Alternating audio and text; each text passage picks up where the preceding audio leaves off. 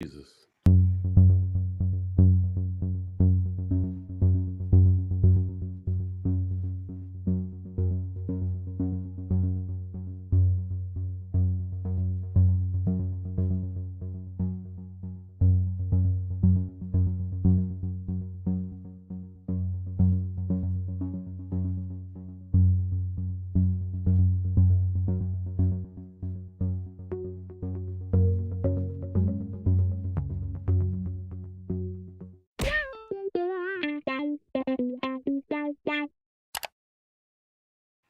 Welcome to Spinning Back Clique, where each week here at MMA Junkie, we take a spin through the biggest stories in MMA. I'm your host, Gorgeous George, and with me, as always, some of the sharpest MMA minds in the biz. Joining me this week goes from MMA Junkie Radio. He's here in the fight capital of the world. Be patient. He's got a little bit of a frog stuck in his throat, but he'll do good. I know he will. Dan Tom, also here in the 702. He's our talented fight analyst. Farah Hanoun is back, overseas superstar media member, cold coffee on the ones and twos behind the scenes. And now we're going to get to it. All right. Well, Jon Jones did it again. Another title fight, another win for Bones. In just over 2 minutes, Jones finished Cyril Gane to become the UFC heavyweight champion. He can now boast being a champion in his second weight class, in addition to that legendary career he's had at light heavyweight. So much to discuss. But first, I want to know, what was your reaction to his dominant performance at UFC 285? Farah, we turn to you for the first take. Incredible. I mean, what can I say? I did not expect the fight to go that way. Not at all. I mean, I thought we're going to see kind of a back and forth battle on the feet, some takedowns. Not to say that I didn't think Jones could win in that fashion, but that quickly, like just taking him down, I mean, he made it look so easy. It was remarkable. I mean, when you think about Jon Jones, who he is, the GOAT conversation, this is exactly what he needed to do. I mean, it couldn't have gone better for him.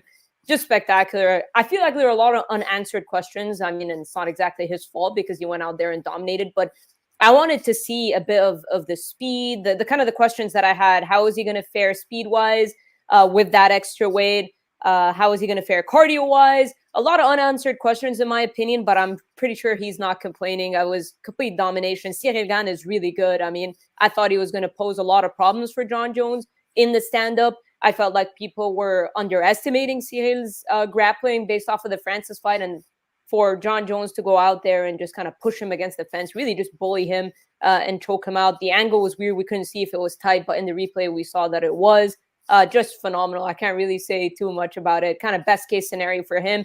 Best case scenario for the UFC in terms of if Jones were to win. We felt his star power at Fight Week. It felt like a big star was there. And for all the fans that may have forgotten or are new fans that didn't know too much about Jon Jones, what a way to remind everybody why you are one of the greatest of all time, if not the greatest of all time after Saturday night. So extremely impressed. I can't say too much bad things about that performance. Farah, we're in the same boat. Just hours before you and I did that preview show here on MMA Junkie, and we covered all that, and we thought most of this fight would be contested with the kickboxing, and none of that happened. This was the best case scenario for Jon Jones. I want to heap as much praise as I can on him because he did something that was pretty amazing. It did work out for the UFC because obviously they lost a talented heavyweight months before in Francis Ngannou, and now they got a talented heavyweight to replace him who just had an incredible statement. But like you said, Fada, like so many questions of what we want to know, like going forward, what Jon Jones look like? We didn't get those answered. So frustrating. How about you, Dan? We'll come back to you, Fada. I know there's more to contribute here, but Dan, your immediate reaction as it unfolded, man. 2 minutes into the fight, for crying out loud. I mean, first off, let me say that despite picking Gane, I was so excited for these fights, guys, from top to bottom.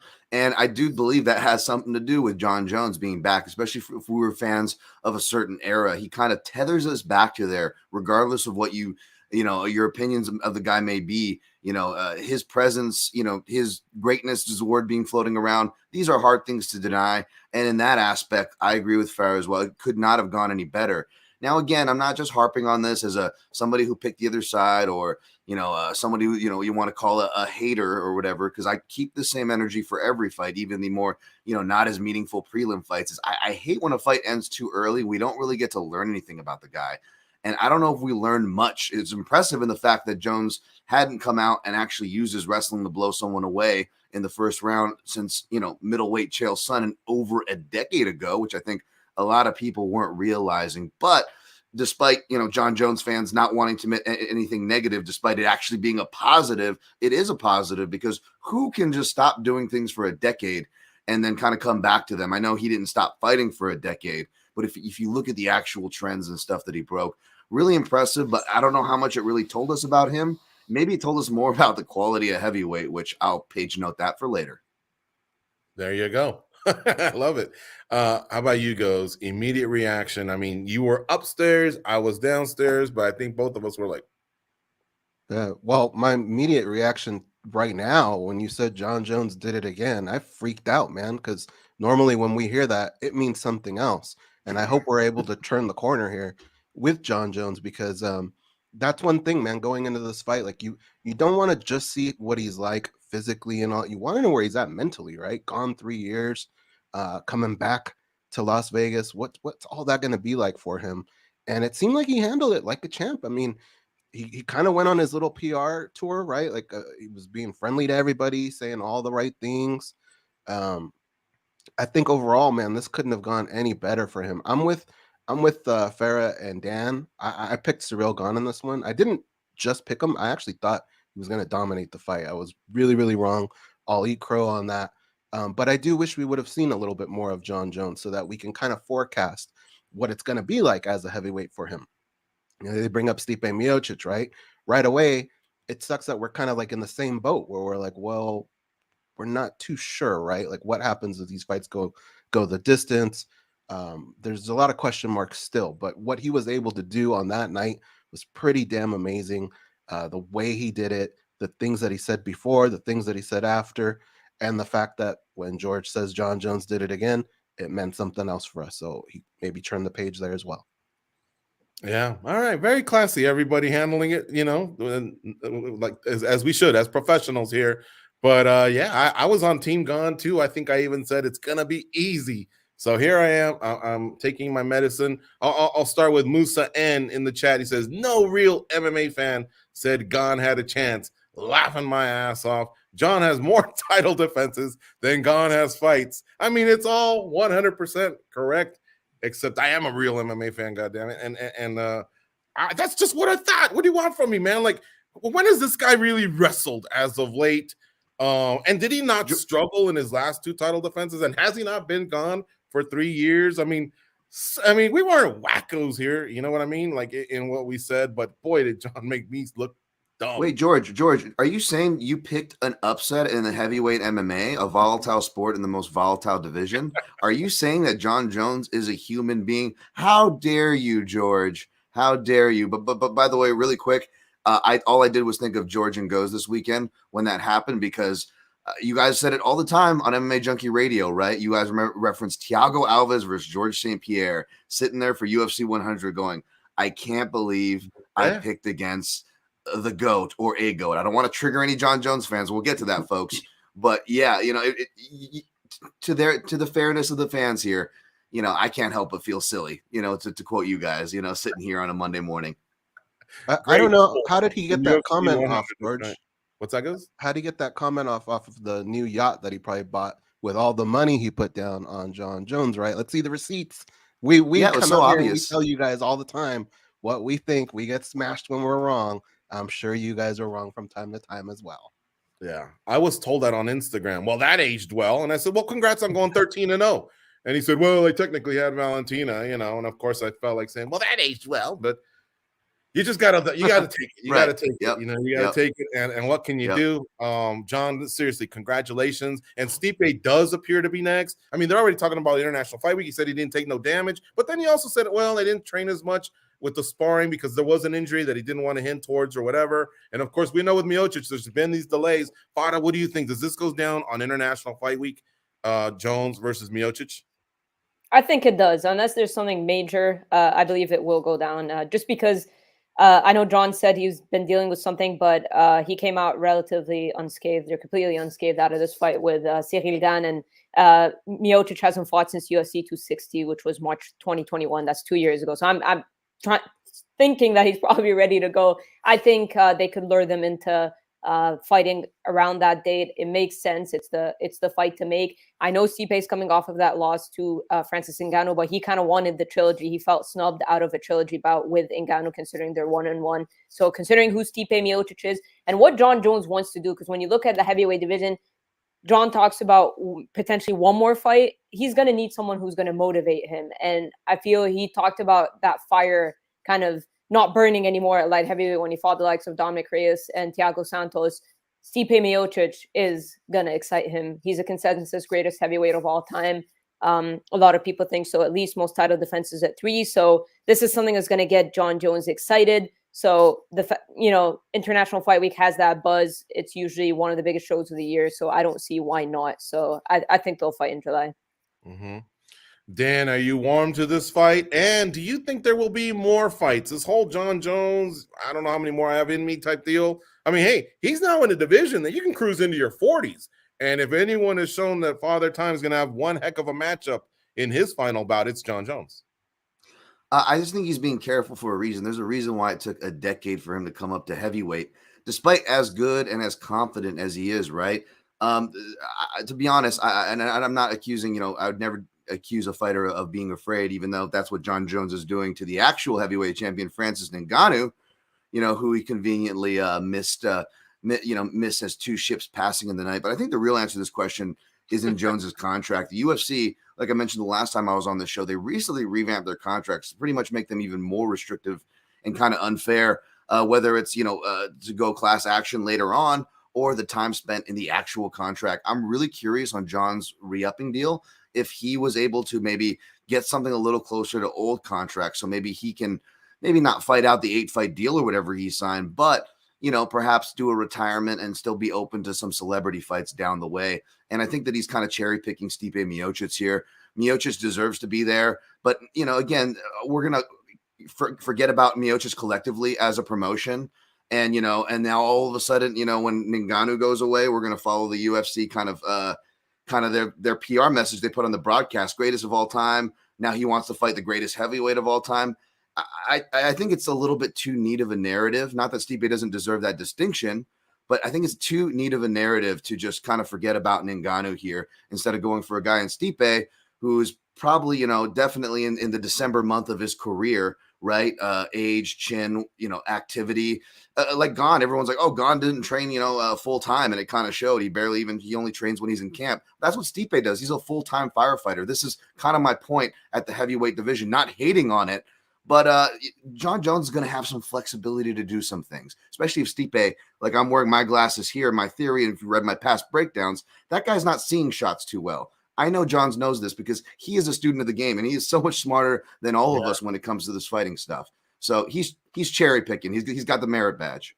Yeah, and I will go ahead, Fada. Yeah, sorry, I was going to chime in and say, Let's Go Champ 2023 says Aspinall will be a great challenge for Jones. I feel like there will be a few good challengers. I mean, Pavlovich has looked great and whatnot, but does Jones want to fight these guys? Like, does he have to gain fighting guys like that? So that Miocic just seems so perfect for him because he has the name value. People are calling him the consensus greatest of all time. Now, of course, Francis Ngannou is a different discussion. I think that would definitely motivate him if the UFC can get Ngannou back. But outside of those two, I just don't see anything at heavyweight for Jon Jones. Like, too much to lose, very little to gain, just sitting there defending his title against rising contenders like Aspinall, who are obviously very talented, but just don't think do too much for Jones's career.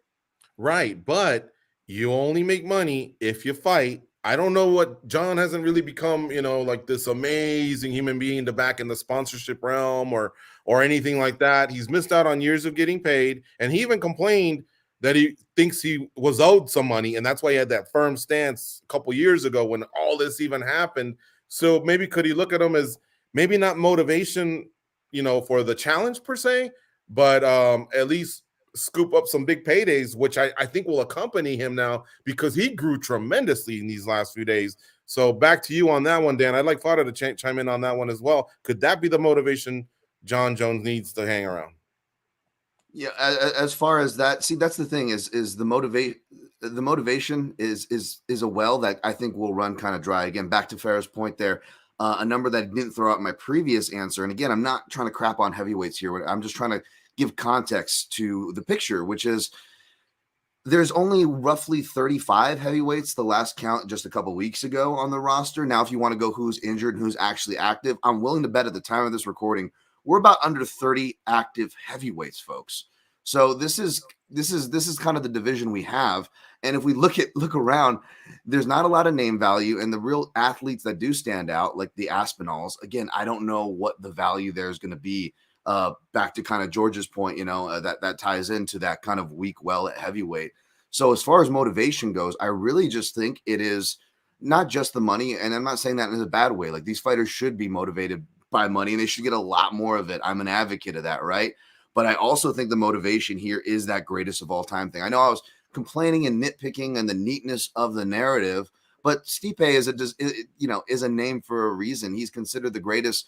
He's got, the most title defenses. He's in the stats, he's got the facts behind him. Like, I get that. And I think that that's what Jones is going to go for and try to seal kind of that GOAT status. I think we're having a hard time wrapping our heads around it right now, is because when GSP did it, who did it off of a longer layoff, mind you, against a more talented fighter, Michael Bisping, mind you, he also did it against the actual champion of the division.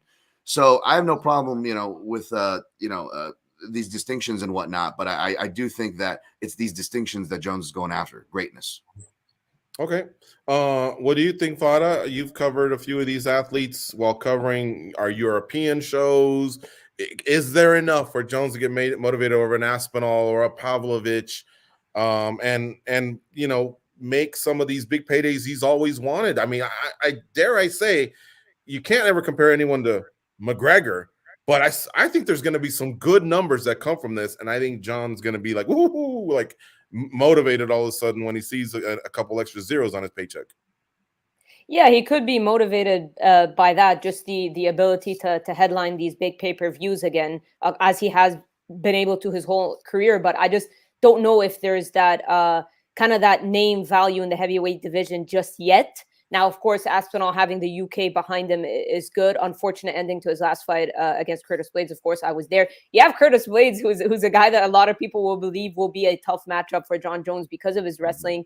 But again, I don't know in terms of Jon Jones' level. I mean, don't forget the light heavyweight division now are probably going to want to be like, I'll move up to heavyweight. I want to fight Jon Jones because he's Jon Jones. So he's not going to be short of opposition. People are going to want to fight Jon Jones. You'll have middleweights. I wouldn't even be surprised if Alex Pereira jumps up and goes, I'll move up to heavyweight and fight Jon Jones. He has the name value. A lot of people are going to want to fight him. But in terms of just listening to the way he was talking in terms of his last couple of title defenses at 205 and saying that he wasn't too motivated, I don't know. And the fact that he mentioned that Stipe could be his final fight, outside, if he gets past Stipe, outside of Ngannou re-signing with the UFC, I don't know if Jon Jones is going to have that fire to stick around. I think it's just going to depend on a specific fighter that comes out of the woodwork, not in terms of his talent, but maybe the personality, the call outs, just, similar to what we saw Nate Diaz do with Conor McGregor. So I guess it'll just depend on how these guys perform and shoot their shot on the microphone. We saw kind of with Michael Chandler doing it with Conor McGregor, and he's going to get the fight supposedly, or he should. Yeah, so I think outside of those two fights, Stipe and Ngannou, if they can get him back, I don't know. I could be wrong, but from what I've heard from Jon Jones, it just doesn't seem like these names at heavyweight light a fire under him. Goes, I'll give you the final say here on this first topic, or you got to move on to the next one in just a sec. Go ahead. Well, I mean, that's the thing here with Jon Jones. Like, it takes two to tango, right? And we know it. We know Stipe should be next. The fans know it. The UFC knows it. But more importantly, Stipe and Jon know it. And that's where we're going to come into problems, I think. That's what's scary about International Fight Week, is it's the perfect scenario. And these two guys know it. And if you look in the past, they're not the easiest guys to really book fights for, to deal with. I'm not saying they're wrong in the things that they ask for, but they're probably not the favorites to see on the sheet that you have to negotiate with that week. So I could see this maybe being an issue. It's because it's the perfect scenario, but I think it absolutely has to be Stipe. After that, though, that's where you're going to get into a little trouble. Could Stipe, by the way, have looked less gangster for promotion of the next fight. Holy cow, man. All right, whatever. He can kick my ass, so I guess there's not much I can say. Anyway, let's move on to the next topic here, which is kind of basically along the same lines, but still, we mentioned the name, but we never really got into it. So, look, Dana White is out there saying never again. Remember, women will never compete in the UFC. Jones will never headline another UFC. There's plenty of them, right? But now he's saying Francis Ngannou will never fight in the UFC again, meaning we won't get to see Jones versus Ngannou. Now, we've kind of touched on this, right? Roundabout. But let me ask you this question directly. Does this fight even need to happen? Dan, Tom, what say you? I think it does need to happen. Obviously, maybe some extreme couture bias, but I'm also a guy who's a fan of the old meritocracy and actual champion happening. So I absolutely believe it needs to happen. And I don't believe that word never. You're right, George. There is a lot of nevers. But one of the nevers that sticks up to me is you never come back from hitting a woman. Yet we have Slap League. Yet Jon Jones, who's had his fair share of hitting, multiple women, where they're talking about hit and run, cocktail waitresses, the mother of his own children, so bad they have to run and get the concierge for help. Here he is sitting atop the heavyweight throne. So you got both these guys, Dana himself, Mr. Never, Never, Never, and Jon Jones as well, sitting on top their own prospective thrones. Not only that this Saturday, but they're both made jokes that made headlines, guys. They're joking about me. They're making puns about domestic abuse. Dana knows what it's like to make mistakes. So yeah, I definitely, especially in the world of the UFC, do not take the word never seriously. For that reason, I really hope, optimistically as a fan, and I believe as Jon Jones fans should be hoping, right? If they, again, no issue if you want to call him the GOAT, but I think that you're basing it off of prior work. I think that cherry picking a heavyweight guy who can't grapple and trains part-time and then calling out another essentially part-time fighter who's a full-time firefighter who's, probably blind in one eye, that we won't know till his career is done. Yeah, I don't know how much that qualifies. I think Jones needs the Ngannou fight if what he truly wants is that undeniable greatness at heavyweight. All right. Came in strong. I love it, Dan. Does this fight need to happen? I think it does, man. You got to find out who the baddest man on the planet is. Never, ever say never in the UFC. And money is king, right? And that fight is all about money.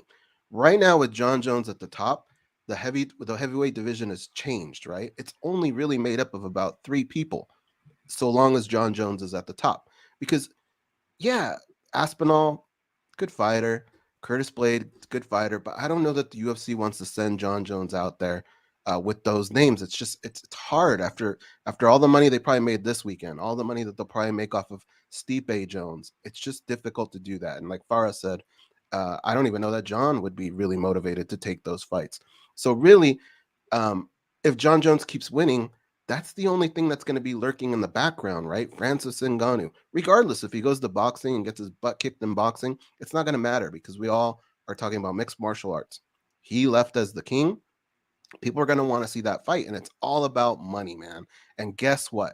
How many times, Dan, George, myself, we live 15 minutes away from this gigantic stadium that they just built here in Las Vegas. Are you telling me that if he beats Stipe Miocic, that people aren't going to say, let's fill that stadium up with Francis Ngannou and Jon Jones? And that thing will sell out, man. It's big business. The UFC would be stupid to walk away from that kind of money. I think eventually they do figure this out, and Francis Ngannou does come back. I love it, man. Yeah, I've been picturing it forever. The walkouts at Allegiant Stadium. I said Diaz and McGregor could do it, or Jones and Ngannou could do it. That'd be tremendous. All right, Fada, how about you? Does this fight need to happen? Yeah, it does. It does. I mean, a lot of people already consider Jon Jones the greatest of all time, but just the fact that Francis Ngannou didn't lose his title, he walked away, and he is the baddest man on the planet. It's an exciting matchup.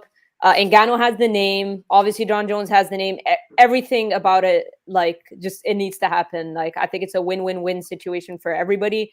Hopefully, the UFC can get a deal done with Ngannou. I hope he just gets a boxing match booked real quick, just so we can timeline wise it can align. I don't know where Ngannou's head at is after you heard Dana say those comments about him not wanting the fight and whatnot. But I think they're going to come to an agreement eventually. I'd like to see that. I would have liked to see that happen right now. I don't know if they get an agreement done that soon. I don't think so. But if Jon Jones gets past Stipe Miocic, that is the fight to make. And I think it'll be a massive, I think it'll be one of those fights that we're going to talk about 20, 30 years from now, what could have been the fights that we would have loved to see that didn't happen. So hopefully we do end up seeing it happen. Yeah, it has to happen. And just seeing those highlights, thank you, Cold Coffee, for throwing those in there. I mean, it's got me pumped up. No disrespect to Stipe Miocic. I also agree he's the greatest heavyweight of all time. His numbers show that. He's 1-1 against Ngannou. For those that just tuned in to the last ass whooping, don't forget Miocic beat him in 2018 or something like that. So they are 1-1. But boy, Dana said something the other day at the post-fight press conference. I think unless I misheard him, he was already anointing Jon Jones as the greatest heavyweight ever. And I'm like, man, listen, we'll give him GOAT. We'll give him Mount Rushmore. His place is secure there. Pound for pound fighter, him or Volkanovski. If you want to give him that, okay. Baddest man on the planet. If you want to say that, I don't know. I mean, Ngannou's still on this planet, but granted, he left, so he's not defending that. I don't know. But greatest heavyweight of all time, to just jump to that. Did you not see some of these KOs that Francis Ngannou had even before he got to be champ? See, that's the question that I'd like to see answered. And it needs to happen. I'm picturing all kinds of stuff. I picture Fury and Klitschko, those long walkouts. But it goes, how about WrestleMania 3 when they were coming in? What's it called? It looked like a chariot or something like that. Andre the Giant is being brought in. I'm seeing Eric Nixick standing there like Bobby the Brain Heenan, bigger version, alpha version. And Andre the Giant is obviously Francis Ngannou, and they're being wheeled in. Oh, man, that fight has to happen. And Dana always says, like, give the fans what they want. So, Dana, you got to swallow that never word and make this one happen. It's got to happen, guys. I got to do it. Early lean? Anybody? Early lean on that one? Jones and Ngannou? Yeah. Man. I did an article for Junkie Fantasy Fight Forecasting. If anyone wants to search that, and I'll just save the listeners here. My pick would be my pick would be the same, and that was Francis by KO. Okay, goes. Yeah, the problem is, like, we're still in that same boat where we don't know a lot about Jon Jones at heavyweight, and that's what irks me. Yeah. So based off of that, I probably do have to go Francis Ngannou. Now, if you're asking me this question after he beats Stipe Miocic or dismantles him or however he wins, right? Maybe you get a different response from me, because now you'll have a Francis Ngannou who's not in the same boat Jon Jones was, but had kind of been away from a while, right? How much training has he been doing? Has he only been boxing? So it would be a different question then, but now I think I'd have to say Francis Ngannou. All right. Fada, you have an early lean, or do you want to be Jones and I'll be Mike Bonner? You could just say next question. Yeah, I mean, it's hard to answer. It's hard to answer. Like I said, we didn't really see anything from that fight with Cyril Gane. We didn't at the same time, if you know what I mean. So I would have liked to see more in terms of Jones. Just that picture of him with that little bit of belly fat is just really weird for me to see. So I wanted to see if it was like what his cardio was going to be like, pushing in those grappling exchanges. If someone was going to resist that grappling, what his cardio was going to be like, the striking exchanges, if he was going to look slower or not. We didn't see anything at all. So, I mean, for me as a fan or somebody that covers the sport, if we do see the Miocic fight and he gets past Miocic, then we see Ngannou, that would be the perfect build-up, in my opinion, just because people, as you can see in the comment section, a lot of people discrediting Cyril Gane. I'm not one of those people. I'm high on Cyril Gane, but a lot of people discrediting Cyril Gane. I don't know if they're in a way discrediting Jon Jones's win, but kind of implying that it didn't tell too much. So a win over Miocic, and if we do eventually see Ngannou, I think that's the perfect path, in my opinion, even if it plays out not the way people expected it to. All right. Yeah, I am seeing a lot of comments here. Here's one from I have no balls, or sorry, user not found. Stipe out wrestled Ngannou. Yeah, I mean, I get it.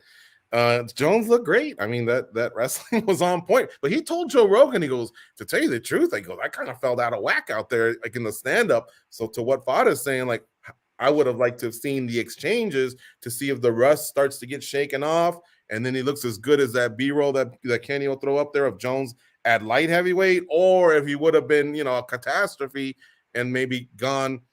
Looks good, hurts him, and still not to say that Jones can't come back in round 2 and out wrestle him. We just didn't see it. Jones took that away from us. but still, we're still talking about it, and it was great, and I can't say enough. Okay, we're going to move to topic number 3. Just before the Jones-Gane fight, we saw longtime champion lose her title as Alexa Grasso upset Valentina Shevchenko to become the UFC Women's Flyweight Champion. Grasso submitted Shevchenko in the 4th round of their title fight. Let's hear your reaction to this huge upset. Goes, it's on you. What's the reverse of eating crow? Is it spitting it out or what? Because I did say Alexa Grasso would do a lot better than people were giving her credit in this fight. Okay. Now, that being said, I didn't pick her, so I don't know what that's called. But look, you have to give her props in this fight. She had a good game plan. It didn't feel kind of like Edwards Usman, the feeling you had after that, or Nunez Pena, the feeling that you had after that fight. She just won the fight, man. I mean, there's no way around it. She knew when to put her foot on the gas, when to throw them punches. She was landing them repeatedly. Valentina made her adjustments, though, and was this the perfect performance for Alexa Grasso? Probably not, but she did win. Okay, you have to look at it and you have to see, all right, well, Valentina was able to take her down at will. But a lot of people would cave in that situation. Alexa Grasso didn't do that, right? She was constantly trying to get up. And when Valentina made a mistake, she capitalized on it. You have to give her props for that. So this, for me, was a solid win for her. And going forward, man, this is going to be really, really interesting how we handle this. Because Alexa Grasso, Valentina Shevchenko, look, Valentina Shevchenko, she's been a champion for a while. She deserves that immediate rematch. She should get it right away. It's not like Jose Aldo, where another person that you could say held the title for so long and didn't get one. This has a different feel to it. And I'm really excited to see that rematch. It should happen. Yeah, I have to co-sign on all that. All right, so Fada, you told me at the preview show, I stay up, I watch these live. So I imagine you were getting tired at 5 or 6 in the morning or whenever it was. Valentina's starting to pull away, and then all of a sudden, boom, that back take. Could you believe your eyes as it was unfolding?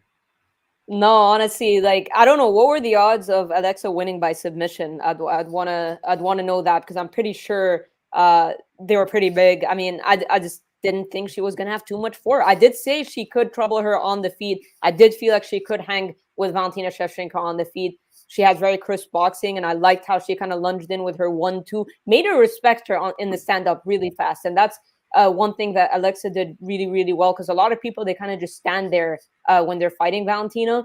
And we saw that a bit with Juliana Penny, although Juliana Penny doesn't have the technique that Alexa Grasso did, but she was trying to make Amanda Nunes in the first fight respect her striking. Now, because Alexa has the technique behind her, she's a really good boxer. She was connecting with some really crisp shots. So on the feet, I liked what Alexa did a lot. She was getting taken down by Valentina, but like Dan said earlier, she was staying composed, and that's what I liked about it. She would come in the next round and restart, and the way she just jumped onto that submission was incredible. So freaking fast and so slick. Didn't exactly have the choke, but she kind of went from the Superman to adjusting the hooks, and was kind of like a face crank, and you saw Valentina's color change. She really squeezed onto that. We saw her submit Joanne Wood, but obviously Valentina, a much larger step up in competition. Just very, very impressed by the finish. Super slick, capitalized perfectly on every opening she had throughout the fight, in my opinion. So I was very impressed. She does need to clean up the takedown defense a little bit when we talk about a rematch, because I think Valentina, seeing the success that she had there, she's going to want to go to that again. I think she made a mistake and when getting up, and Alexa capitalized in incredible fashion. So I was very impressed with Alexa Grasso. All right. Dan, how about you? I know you might know some of these odds that Fada was mentioning because you look at it from the angle of breaking down the fight, but also you make a lot of us some dough. So what did you envision?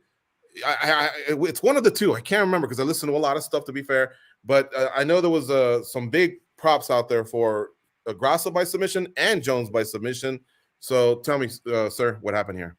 The Grasso one was going to be bigger because even though they both opened as an underdog, it was a much wider line, obviously, like a Shevchenko fight. So without looking, I can already guarantee you it opened between anywhere from plus 1,400 to plus 20 to 1. You're starting to get into the that range as far as those subs for the big dogs. So props whoever cashed that. Thankfully, my biggest bet was on the under, so I ended up okay on this fight. But yeah, it was crazy. My pick was for Shevchenko, was specifically for Shevchenko round 2 by the crucifix, which we saw kind of come into fruition. And then if that didn't happen and it got to round 4, a lot of people were predicting Shevchenko decision. And even though I wasn't picking Grasso, again, like goes, but I did write in my breakdown that, if it goes to later rounds, something could be going wrong. And the one path for Grasso is in the grappling department. If, Shevchenko gets, careless and gets her back taken. Now, I had missed the spin kick live. I had to rewatch it. And that gave me the Chris Weidman flashback to Luke Rockhold losing his title in that way. And wow, it was crazy. But I'm a Shevchenko fan. But man, was I so happy for Grasso. Like, that was probably one of the most happiest takeaways from the whole card for me, was just watching how happy she was. And we've been following her career for a while, guys. And just to see that payoff was really something special. That really warmed my heart, Gotcha. All right. Let's go. Champ in the chat says that Grasso move was so damn slick. And it really was, man. It was fast. I couldn't believe she was already there. Hooks in. I mean, she looked like someone that could compete at ADCC. M Vanguard says Valentina is the queen. So still showing support there for the former champ. It looks like they'll probably have an immediate rematch. But guess what? The next topic has to do with this specific division. So I want to just get into it right now. In the women's flyweight, is the women's flyweight the most exciting division? Is going to be the question to the panel here. I mean, at this moment, it's crazy. You have a new champion in Grasso. You have a legend in the former champion, Shevchenko, who, man, God bless her. She had 7 title defenses. That's crazy. You have title contenders in Manon Fiorot, Erin Blanchfield, Talia Santos. Heck, you might even want to toss in the undefeated Tatiana Suarez, who just competed at flyweight, says she wants to go to strawweight, but owns a win over this flyweight champion at strawweight. Anyway, Tracy Cortez, 10-1. Casey O'Neill, 9-0. Longtime vets, Jessica Andrade, Lauren Murphy, Caitlin Chikagian, checking to see, is your ID good enough to fight Shevchenko? So, respect to them, because they basically have only come up short against her for the most part. So that is what you call a proper division. Where would you rank it? Fada, I come back to you for this one. Yeah, I mean, I don't know if I'd call it the best division, but it definitely has a lot of potential, and we've seen a lot of change, a lot of young rising contenders, the likes of Manon Fiorot, the likes of Erin Blanchfield, who are performing well, who are kind of climbing the ranks, just new faces that we're seeing. And first of all, I just want to say credit to Valentina for being a champion that's just defending against the next woman up, because we see a lot of champions get lured into super fights, or they demand certain or they want certain names or whatnot. Valentina is somebody that's just fought anyone they put across her.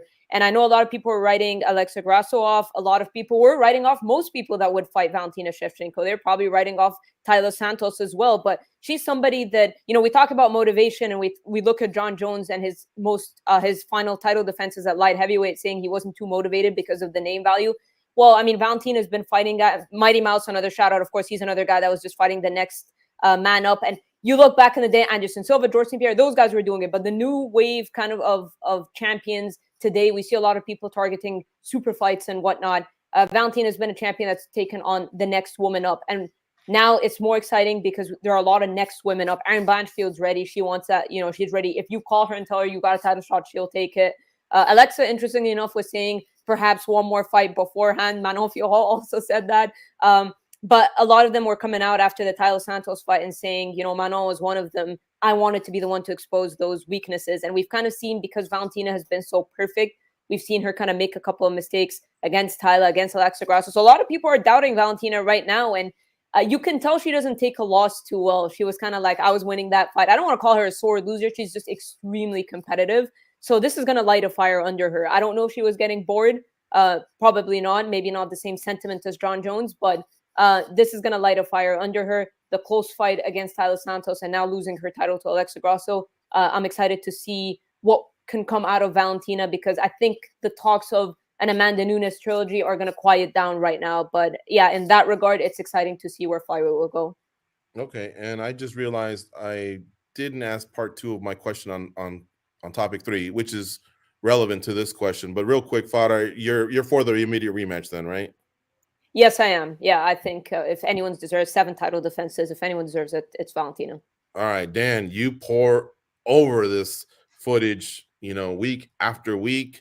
So you probably have favorite divisions, or favorite champions because of what they've done. But how would you stack up women's flyweight against any of the other divisions? Are you as excited as I am? And I also want to know how do you feel about the immediate rematch? Yeah, I'll answer the rematch question. I'm okay with it, and I'll answer it in the form that the kids maybe in the chat and the kids today maybe understand the meme talk, right? There's that popular meme where it's the mom helping the kid in the pool with the floaties while the other kid's drowning, and then the other shot is like a skeleton that's like a Davy Jones locker that's been like dead underneath the water forever. So the mom helping the kids swim is Grasso, right? Grasso is the star, and it's Grasso Shevchenko, right? And then the two names you put for the kids drowning is Blanchfield and Fiato, because she was like the next ones to be up. And then the drowned content people on the bottom is like Macy Barber and Miranda Maverick, like who was like the hot things, like it felt like just last year. And now, they're having their own growing pains. And to George's point, the division is growing. So I'm okay with the rematch, even though there's that meme structure that I just cited. And to George's point, to give credit to the division and to give credit to the UFC. I know I come off as, being a heavyweight hater or like having some personal vendetta against Mick or Sean, which I don't, although they probably hate me after reading my weekly columns and all the shots I take. It's because I care and I have been watching, these products. And Joe Silva, for all accounts that he was an evil little diminutive tyrant, he really was the reason why we care so much. And we were graced and grateful to have such a fan-friendly product, because he actually cared from everything from the prelims down. He cared about the card structures. He cared about meaningful matches being made, which is not being done right now in the UFC. That being said, despite the UFC's trends moving away from promoting fighters and more their brand or wherever they're setting shop at their next PI, you got to give them credit where credit's due. And they've managed to take a division that we used to joke and call Shevchenko's division, and now it's actually a very competitive division. You've got a bunch of names they pulled from the regionals and great resources like Invicta, right? Shouts to them. And they've actually made something of this division. It is very exciting right now. Strawweight is probably still my favorite female division, to be fair. But as far as growth over any men's and women's division, I think, women's flyweight is your most improved player award, if that makes sense. I would agree. I'm all about it, man. I was down on it when they told me you got to rank 125ers now. I'm like, oh, you mean strawweights that have kind of fizzled out and don't want to cut weight? And I knew, okay, yeah, sure, let's do it. And now all of a sudden, I can't wait to dive into that division. All right, go. So again, help me clean this up. First of all, are you for the immediate rematch? How do you feel about the women's flyweight division? And then I got one more for you after you come back to me. Go ahead. Immediate rematch, I think it needs to happen. But look, this is a situation, and something that Farah said, right? Like maybe this lights a fire under Valentina Shevchenko. I think that fire was lit in the last fight, even though it was a win. Weren't we all kind of saying, hey, this maybe doesn't look like the Valentina of old? Here's the thing. I think she's right. I think it did light a fire under her. I think that fire was presented there. The problem is this: the rest of the division is catching up. Everybody's getting better. Dan, I know you watch a lot of video, but look, you brought up that crucifix, right? She survived it. A lot of people don't survive it. That throw that Valentina gets a lot of people with, she survived that too. These girls are getting better, right? And that's why this division is so much fun, top to bottom. I mean, George, when you started listing all those names, that sounded like a Grand Prix to me. That's what Grand Prix are all about. Yeah. That's what needs to happen. Something like that, a tournament, a Grand Prix. That's when you do it. When you have these types of names, where even when you go all the way, if you want to go 1 through 8, 8 even maybe has a chance, right? These are good fighters. What I like about this division is there's no politicking. There's no interim champions. I can't remember. I think it was Dan that said it. Like there's nobody that's just jumping the queue just because they're popular. It's really working the way every division should work. Now, is it my favorite overall? I'm a big bantamweight fan, men's division. I love that. The problem with like lightweight and welterweight, I love those divisions as well, but we've seen a lot of those matchups. Here in this division, everything feels so fresh. Everybody seems like they're bringing some kind of skill set to the table that could give someone trouble. So I love this division, man. I think it's popping. Yeah. And bantamweight's my favorite as well. So this is the one I would pair it up against. Now look, real quick, Jovac in the chat saying, but Val was dominating, and she was. I think we had it 2-1 going into round 4. We felt like Valentina was pulling away.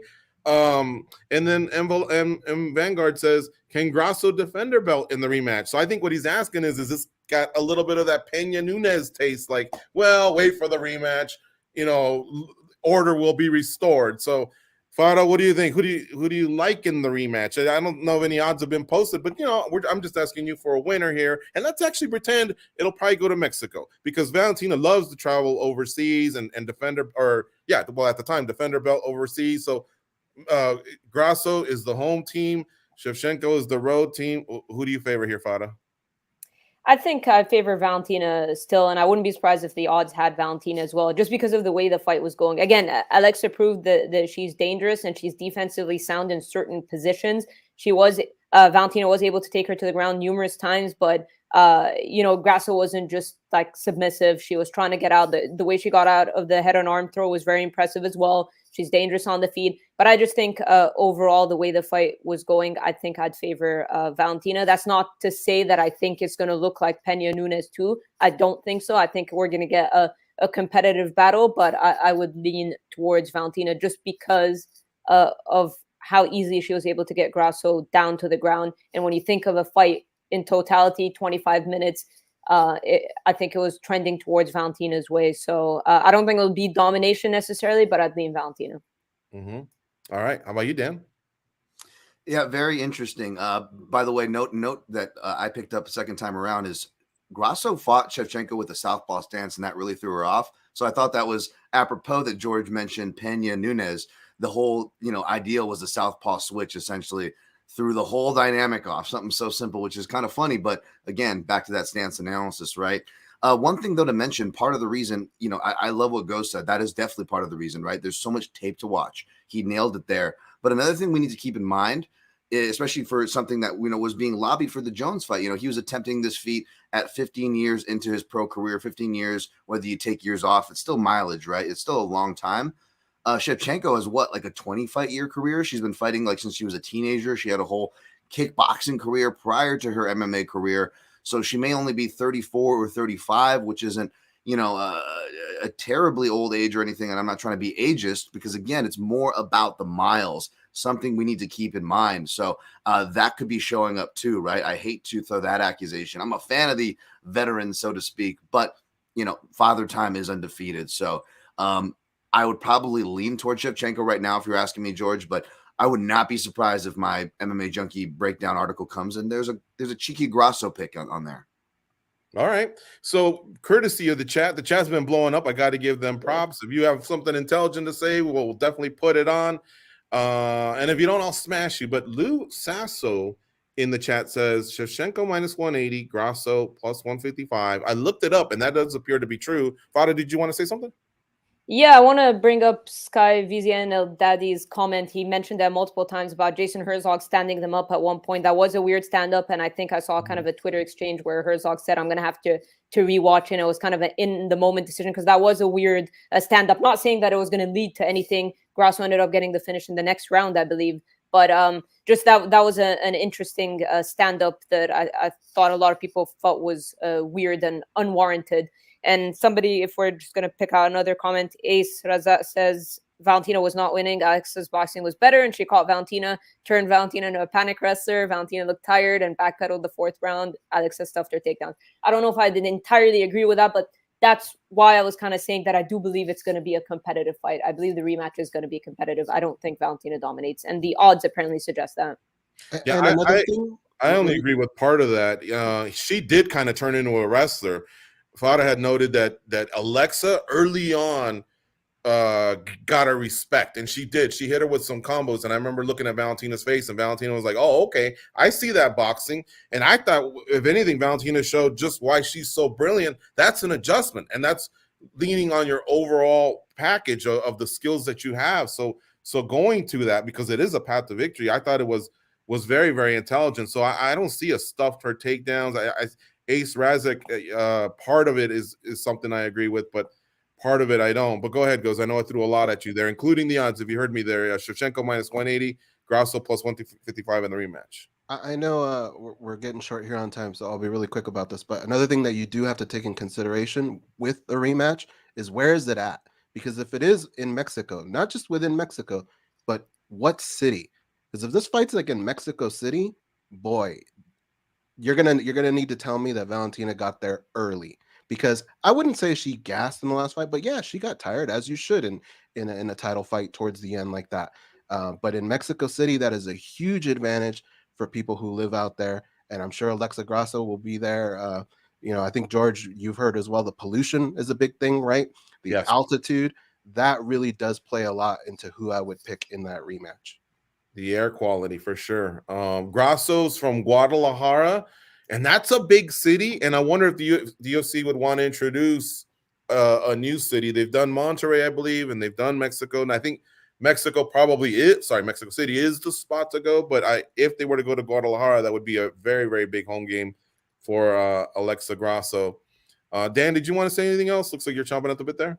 I could have swore maybe one of our early Apex tours on one of the War Room boards, we spotted Guadalajara on the board. I don't know if it was part of the tour or someone mentioned it, but someone said, "Oh, Alexa Grasso." So I don't know if that's been on their radar, because I know that was on talks for their PI early going. But yeah, definitely interesting there. That's all I'll add.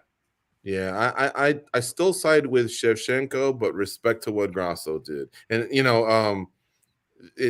it's she was winning the fight, and she had a long reign. So I know some people are gonna go, but Aldo had 7 title defenses. Why didn't he get one? I think it all happened so fast, and the UFC saw they had a unicorn in McGregor, and he wanted to win the 2nd title. And anyway, but yeah, I always felt like Aldo deserved one there too. But anyway, we move on. All right, outside of the 2 title fights, who was the night's biggest star? Dan, lead things off for us. Man, I'm going to save the Rachmaninoff love for my colleagues here. And I just want to give a dark spot, kind of a shine. The lightweights. I'm a big lightweight fan. I don't think they book them enough. When they do book them, they're not booking them in the classic Joe Silva spot, the fail-safe spot, booking a 130, a 145, or a 155 fight to open any card. Never a mistake. But Gamrot and Jalen Turner, real big fan of this fight. And like you say, George, every fight needs a little bit of controversy. Perhaps, you could say the Bo Nickel low blow is the controversy, but maybe more the scorecard here.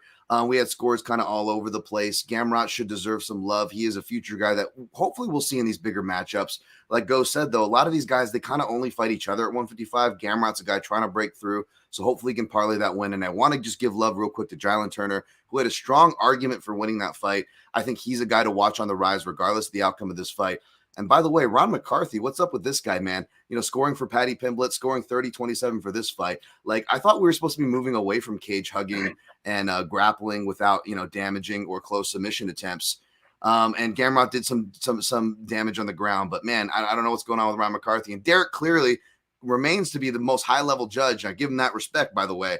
But, boy, do I disagree with this guy the most. Everybody comes out on Sal and Bird and other names, Chris Lee. No, Derek clearly consistently. I bet you if we sit down and talk about food, music, me and this guy probably have the opposite opinions on everything. Definitely hates southpaws, body work, leg work, encounters. Not sure, but wanted to give those guys their deserved due. Nice. All right. Who we got here? Goes? It's on you. Tabitha Ricci, Baby Shark. Okay. Sorry, voice is literally going out. I've been sick and it's like literally gone, but big win. I don't know what to do. You want to add anything to that, Goes? Because we're laughing our asses off here. Oh man. Yeah, I can go. Give him. You can clear your throat while I can go. Wait, yeah, I'm gonna. I'm back. All right. I got it. Okay, I'm back. Anyways, Tabitha Ricci. Look, not just what she did in the cage, but what she did going in. Right, she has this persona, the Baby Shark. Going in, getting the fans all worked up. It's something that the UFC fighters have problems doing, right? Having that personality again that the UFC's kind of taken away with sponsorships and your banners and what you wear going out there. Everybody looks the same. This girl standing out, she went out, gave a very good performance in the cage over a good veteran, So now if you go back to the previous fight, Polyana Viana, add that. I think whoever she gets next should be a next step up. And she could really make a name for herself because she's very charismatic and she's doing it in the cage as well, man. She's proving everybody wrong.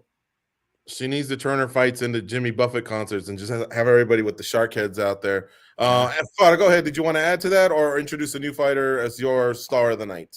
No, I was just trying to save Ghost to clear his throat, but I'm gonna go with Shavkat Rakhmonov. I think anytime you see a highly touted prospect live up to the hype, there's nothing more exciting in the sport, and he did exactly that.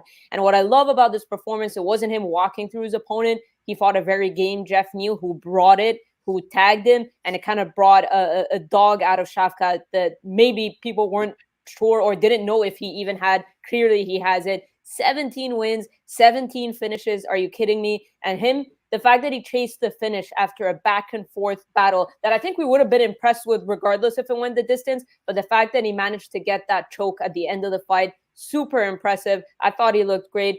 His finishes are divided pretty much between submissions and knockouts. The guy can do it all. He's exciting. If people were calling him the dark horse, I don't think he's a dark horse anymore. I think people know how for real this guy is. Very excited to see who he's matched up with next. He mentioned Colby Covington or a title shot. He's ready to fight. Similar vibes to Khamzat Chimaev in the sense that these guys will fight anyone and they mean it. I don't know who's next for him, but I hope it's a top-ranked contender. He deserves it. He's looked incredible, and I'm very excited for his future.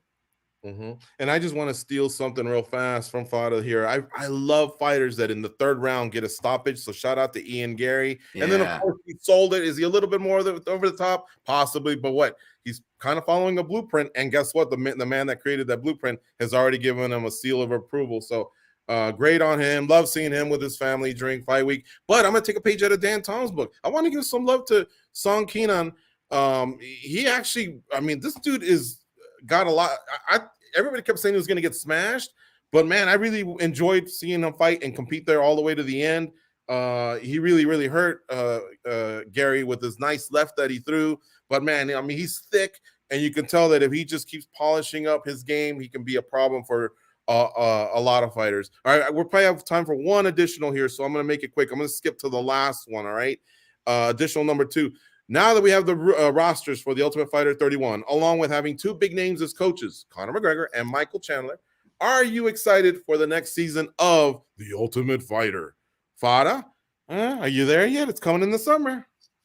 Yeah, look, I've always been a fan of The Ultimate Fighter. I know a lot of people crap on that show, but it was a big reason that I got really into the sport in the first place. I like that it tells their stories. We've seen a lot of great names come out of The Ultimate Fighter. This cast is a little bit different. We're seeing a mix of young prospects like Lee Hammond, who has a lot of potential. I know people are going to be mad. They're going to be like, because McGregor got him on there, but I think he deserves to be there. He's an exciting young prospect. And then we have the likes of Brad Katona, who I never understood why he left the UFC in the first place. I thought that was one of the stranger UFC departures. So glad to see him back on there. We've got veterans like Roosevelt Roberts.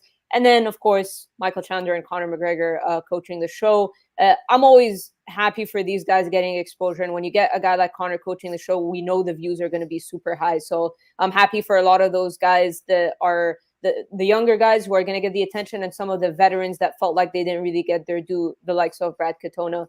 Yeah, I'm excited. I'm a tough fan, so I'll always say I'm excited. There you have it. All right. How about you, Dan? We got about 30 to 45 seconds for you. I haven't watched Tough since like the heavyweight season, so I'm probably out on that. But I will say getting a McGregor or like a Jones type would be the most interesting pull, only because I would hope it would start off as a reality show, but then end up being just a documentary about the person, like the Smashing Machine did, Maybe we just call it something different if it's Jones or McGregor, maybe the Snorting Machine. Anyways, but maybe then I watch, but I don't know. All right. How about you, Goes? I think we're watching 2 shows, right? One is where we tune in just to watch the coaches, and the other one is the actual fighters and the fights. I'm very interested, and it seems like there is going to be a little bit of heat here between the 2 coaches, which makes it always a lot of fun. Yeah, and Jason Knight is also part of this cast. He gave us one of the greatest bare knuckle fighting championship fights ever. Great submission game, throws hands. I'm going to probably be rooting for him, but yeah, I can't wait. I'll be tuning into this Tough. Those are just 2 big names. Folks, you should be tuning into Spinning Back Clique every Monday, noon Eastern, 9 a.m. Pacific. Myself and Goes and our great colleagues. This week, Fada Hanoun and Dan Tom, we break down the biggest stuff going on in the sport of mixed martial arts. So count on it next week and subscribe to the channel, like it. There's a lot of stuff, a lot of content there sitting there, and it's waiting for you. Folks, we're bow out right now. Enjoy your week. Go out and be a champion.